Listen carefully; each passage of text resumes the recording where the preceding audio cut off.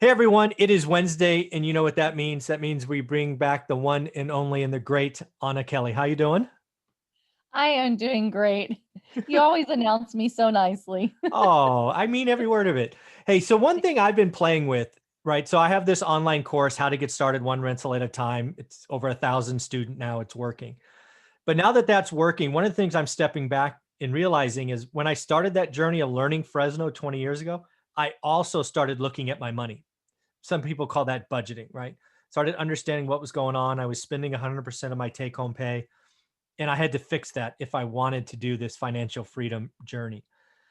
So, on that path, I am building something, and I'm just going to share this spreadsheet with you because I want to get expert feedback, and you are one of my experts. How do I share this? Okay. So, hopefully, you can see this. I can. So, let me walk through the math first, which is the bottom, and then we will talk about the ranges because I think it's important. So the math is pretty straightforward, and this is all being built into a budgeting thing that I'm putting together, but I want to just talk about this with you. So first thing is you take your net income, not gross, net, because everybody pays taxes, right? Yes. Then what I want to do is I want to get down to monthly. I want bite-sized chunks, and monthly is usually good enough because that's how my bills show up, right? I have a monthly mortgage payment, a monthly rent payment, right? Monthly car payment, right? All of that. Sure. So I take income yearly to monthly. Then another portion of the spreadsheet where this comes from, I have them list out all their monthly expenses: rent, food, entertainment, childcare, Yep. down the list, right? So that Everything. Yep. produces a number. And then what I'm doing here is something I'm introducing. I'm calling them freedom dollars just to be different. But basically, it's okay, how much Love it. money do I take home? How much money is spent before I show up? In this case, it's 4 grand. Yes. So you have 4,250 freedom dollars. And a freedom dollar means you can do whatever the hell you want. You could save it, Yep. invest it, light it on fire. It doesn't matter. Yes. Then so that's a concept I'm pushing, freedom dollars. But really what I'm trying to highlight is your financial health score. And this math is your freedom dollars. Your freedom dollars, and it's divided by your net income, right? Yep. So that produces That a makes score, sense. right? And then what I've done is, okay, I mean, you can change all this math, right? So the easiest thing to do is just suddenly make this 6,500, right? And boom, they've changed, right? And it changes colors and all that fancy stuff, right? Awesome. And Love then, it. and then, you can make this 3,000. Oh, not 30,000. That'd be bad. Oh, got to go higher. Monthly expenses, 2,800, I guess. I want it to be purple. Yeah, there we go. Purple, right? And of course, for some people out there that aren't paying attention, if you made it more than your income, guess what? It goes negative. Oh, yes. All right. So now what I want to do is I want to go, okay. And the beauty of this range here is I've been in all 5 of these things in my lifetime, right? The financial health Me score, too. it's ranged, right? Yep. So the first thing I want to do is tell people, you know what? These things can go negative. You can take on so much debt. You can lose a job or one of your, I mean, there's lots of ways you can go negative, right? Yes. So negative is doomed. And again, I'm just coming up with words that really try to resonate with people. So right here, it's like, if you're doomed, stop digging, right? We need to have bigger conversations. Razor's edge, this is actually where it hit me first, because this is where I've now realized my parents were. And all this time we've talked, I really never had a great appreciation until I started doing all of this, is they were doing the best they could. It's just the lifestyle, raising 2 kids on high school graduation salaries wasn't Yeah. easy. So they Right. had very little discretionary income. Like, for example, I bet, God, my mom's going to watch this, so I'm sure she's going to tell me I'm wrong. But let's just say they were here. I bet you they had, they were spending this, so my dad, again, my mom was stay at home. So my dad made less than 40K a year for most of my adult or my childhood. I'm sure their monthly expenses were at least 3 grand. So in reality, the reason we were so stressed out is we were in crisis when there was a flat tire, um, Yes. school pictures. I mean, just anything that wasn't normally Yeah. budgeted for, they were in trouble. So again, mom, I'm sorry I didn't appreciate this. This is why. Yes. Then there's what I call the slippery slope. And I call it that because that's where I think the credit card industry, the car industry, home mortgages are. Because you know what? You have disposable income, you have, some extras, and they just want to slap debt on you. And this is where you usually go after you get a new job or you get a big promotion, because again, the top line of this is income. So if your income jumps, you can very easily move between ratios. And this is lifestyle creep, right? So if we stayed here, Right. this would probably be like 2,400. I'm just guessing now. Yeah. So basically here now you have $700. So yeah, they're going to slap a credit card in front of you. They're going to try to take your freedom dollars from you. If you let them, you'll Yeah. just slide right back. That makes sense? Right. All right. It does. Absolutely. So this And I is, think most people in the world are in that razor's edge to slippery slope. I totally agree. You know, and Yeah. it's just the average, more than 70% of the population has like $50,000 in debt, Hmm. mortgages, and less than $4,000 a month saved. So, that tells you that most people are in between doomed and slippery slope. I Yeah. agree. Yeah. And then the last two, just to round them out, quietly comfortable. That's the millionaire next door to me, right? They have income. They're not flashy. They have one car versus two. So they easily have about more than half their income to do whatever they want with. It's just a pretty cool way to live, right? You have Yeah. plenty of savings. You could take that vacation. You could pay for a flat tire. You could buy an extra gift. You can buy pictures, you know, for picture day and all of that. And then just because we can, there's the 1%. These are the people that really live far, far below their means. I did Graham Stephan just for example. He's a YouTube guy. He's at 92. You know, Yeah. so you can do this, but in reality, I'm putting this together because I want to facilitate conversations and I want Yeah. people to realize where they are. So I'll stop now and let you kind of ask questions. Sure. First, I love it. I love the visual that really kind of tells you, like, red, stop, yellow, caution, Right. green, go. Okay. And it kind of could tell you, like, should I spend? Where am I? No, Exactly. in yellow. I need to slow down. But one of the things I'm curious, so when we talk about like the stimulus checks, which I know we'll get to, but Mhm. we look at a family of a married family that makes $150,000 or less a year will Yep. get a stimulus check Yeah. because they need money. So let's pop in $150,000 a year net income. So what? So 150 gross. So 150 net's probably like Gross. 120. Say that. Yeah. Fair Yeah. enough. So let's Okay. say it's 120. Okay. And let's say they've got a mortgage for 3,000, Okay. their costs of living for groceries and electricity and stuff is 2, and maybe a car payment for 1,000. So why don't we put $6,000 in expenses? All right. That should produce a 40, I think. Let's see. Oh, 6,000. Yeah, that produces a That's 40. going to be a comfortable person. And Absolutely. again, if they've got 2 kids, or Mhm. if they've got kids and they're driving cars and they have 2 car payments, Mhm. then you've got, let's say, monthly expenses of 7,000. That's a 30, I think. Yep. Then you drop down into, hey, you got to be careful. Don't be spending too much, because Mhm. even $3,000 a month can go pretty quickly. If you've got a Absolutely. child that has an injury and you go to the emergency room, bam, $3,000 to $6,000. You Yeah. know, Yeah. And one uh, of the things I did is I've been trying to tease this out. I found a New York Times article where it highlighted 4 New Yorkers' salary, and they gave me enough detail where I could build this out. And really, there's a couple of things that make this change drastically. Really, 3 things. One is how they choose to live.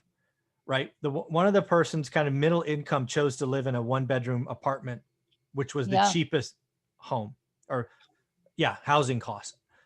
The other one was number of cars, right? Did you choose to be a family of 1 or did you choose to have 2 and then you have that extra, family vehicle? And then the last one was childcare, right? What are you doing for childcare? Is it just simple after school? Is it enhanced education? Whatever it is.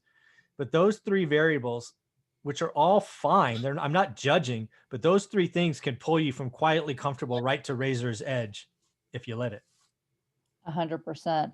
And I think too today, when you talk about childcare, now my son is 17 now, Mhm. but when I lived in Houston and I had my baby and I had to put him in daycare, it was $700 a month for a single child. Yeah. And you think that doesn't, if you're living on $2,000 a month, $3,000 a month, and you got 1,000 for rent and 1,000 for groceries and 700 for daycare, you see why people that are working and have their children in childcare can hardly survive.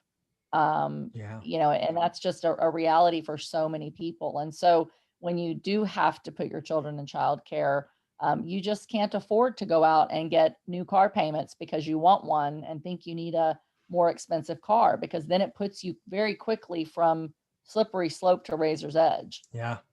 you know? Yeah, that's exactly what I want to do here. And then if you layer this in with what you and I are doing on this investing and cash flow real estate and all of that, this hopefully highlights for folks that they need more freedom dollars, right? The freedom dollars are what ultimately goes ideally to savings, although you have choices. But then, if you really want to buy a cash flow unit and build that side hustle, you can't do it if you're doomed because you never get a loan. Probably can't do it if you're on the razor's edge. You need to at least work up to slippery slope. So the next thing we do is we kind of go, okay, great. Your as is state is doomed. What do you do? Well, stop digging. Look at your debt. Really look at needs versus wants. Too many people still are buying stuff they don't need to impress people they don't like. It's just Right. toxic, right? So these are all things that should hopefully facilitate bigger discussions. And of course, these are all auto calculated and are really built off individual budgets that are other parts of the course. So, um, and again, I guess the last thing to say is I've been in each of these buckets in my lifetime. Yes, me too. And, thankfully, when you lived in doomed and razor's edge long enough, hopefully you realize that that's not a safe place to be. And then it's a matter of making a choice to learn how to master money, Right. learn how to budget, learn how to, sacrifice and give up a lot of wants for needs, and to truly start to live below your means, not take on additional debt while you're working to figure out how to expand your means and increase that net income number. So, you can either get out of razor's edge by either cutting expenses or making more money. You Exactly. move from slippery slope to quietly comfortable by cutting expenses or making more money.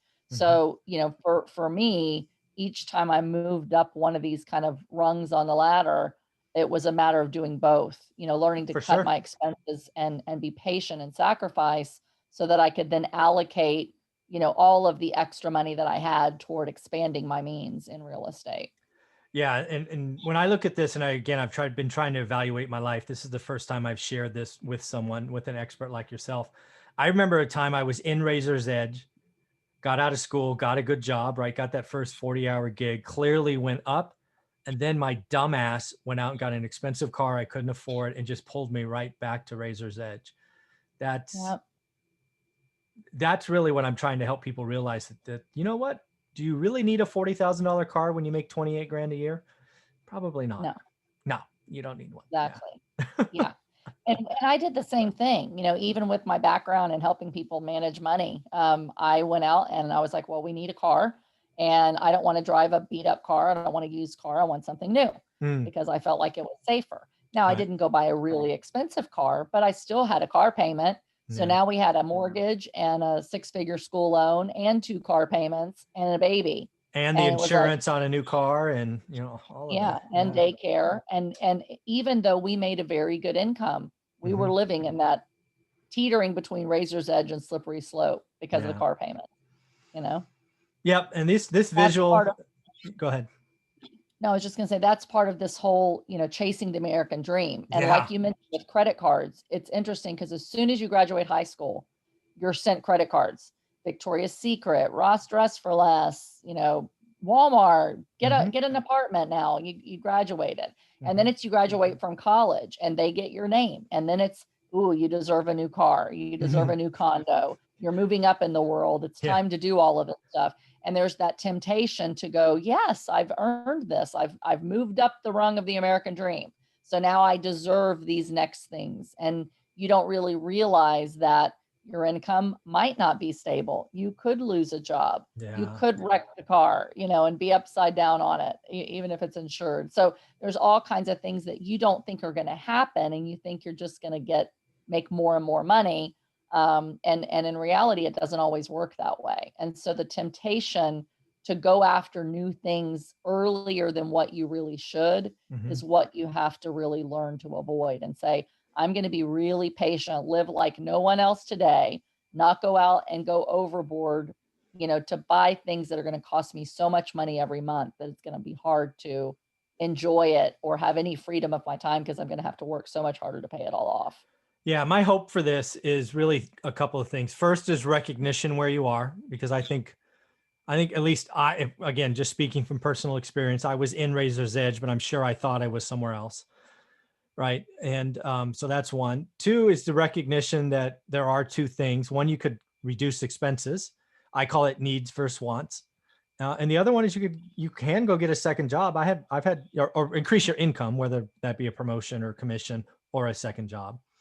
But yeah, all these numbers adjust based on decisions you make. But um, yeah, the biggest thing for me is don't work to slippery slope and go backwards. Yellow to me is like, that's the target. That's the consumerism. You know, that's, yeah, that's, be careful if you're in that bucket. I'm guessing that's the biggest bucket would be my guess. Yeah, I think so too. Yeah. Very cool. Well, then thank you for entertaining me. I wanted to share that with you today. Any I love closing it. thoughts? Yeah. Yeah, I think it's a great tool. And I think, it circles back to our conversation last week too. To be better in a better place tomorrow than where you are today, you have to recognize where you are financially, and you Yeah. have to make it a priority to learn to master money so that money doesn't master you. And this is just part of that. So first it's like, okay, where am I really? And then what do I need to do next to learn how to expand my means and cut my expenses so that I can become comfortable and then move up into really comfortable. Yeah. Well, I'm going to leave it there. That was a great wrap up. Thank you so much for looking at that, Anna.